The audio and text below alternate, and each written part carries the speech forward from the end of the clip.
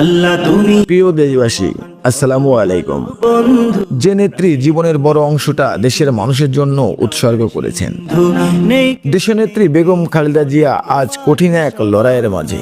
তুমি হে আল্লাহ, আপনি তার কষ্ট সহজ করে দিন, তার অসুস্থ দেহে আপনার রহমতের ছোঁয়া দিন। তুমি দেশবাসীর কাছে দোয়া চাই, তিনি যেন দ্রুত সুস্থ হয়ে আমাদের মাঝে ফিরে আসতে পারে।